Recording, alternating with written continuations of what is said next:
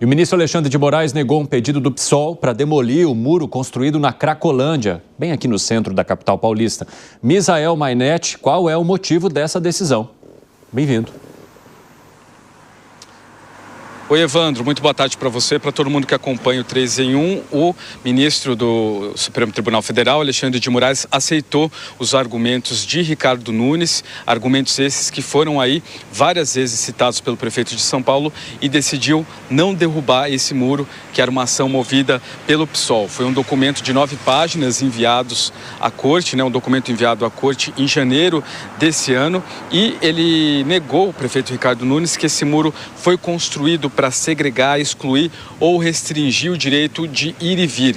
Ele afirmou que a construção do muro está em consonância com o princípio da dignidade humana. E ele disse que esse muro foi construído ali no local justamente para ocorrer essa divisão entre essas pessoas que estão com problemas graves, problemas muito sérios em relação ao uso de vários tipos de drogas, e a construção do muro ajuda no fluxo de pessoas e na logística do outro lado. Nunes negou então confinamento na área e disse que naquele local agora existe mais acesso por parte das pessoas, seja dos usuários de drogas ou de quem precisa passar por lá. Antes, ele disse que ali tem gente que precisa de internação e não de confinamento. Como eu disse, esse muro, ele delimita de um lado o espaço em que os usuários de droga vão ficar e do outro a prefeitura utiliza gradis, uma solução de segurança perimetral e de cercamento. Só que o que aconteceu também durante esse meio tempo, que é bom a gente relembrar, Nunes fez várias declarações respondendo ao ministro Alexandre de Moraes sobre a possível derrubada desse muro por meio dessa ação movida pelo PSOL. Ação essa que foi movida também porque o ministro Alexandre de Moraes, ele faz parte ele é relator de uma ação na corte sobre a política nacional para a população em situação de rua. Então, essa ação movida pelo PSOL também juntava mais esse motivo de ser enviada ao ministro Alexandre de Moraes, e Nunes afirmou na época que Alexandre de Moraes estava caindo numa espécie de cerco político, de armadilha política por parte do PSOL.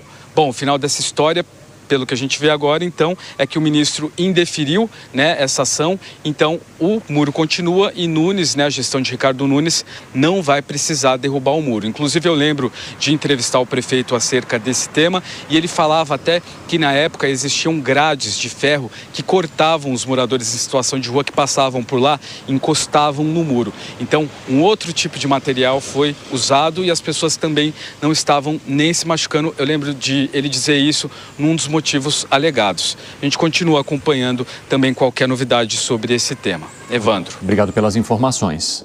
Um abraço para você, Misael. Piperno, só para a gente arrematar, enquanto houver a Cracolândia, haverá esse tipo de disputa sobre a maneira física com que as autoridades vão lidar com aquele espaço.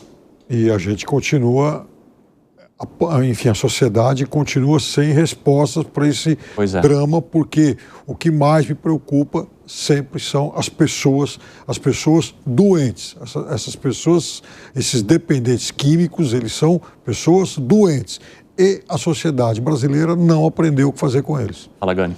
Além dessas pessoas doentes, me preocupa também as vítimas dessas pessoas que muitas vezes são roubadas, muitas vezes são esfaqueadas. Então, eu também tenho uma preocupação com as vítimas. Rapidinho, Zé, vai lá.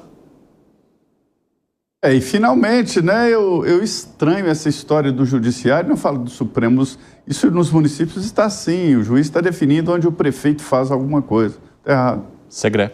O judiciário, está certo, tem que intervir nesse tipo de coisas, mas isso deveria ser política de Estado é poder executivo com legislação do Congresso.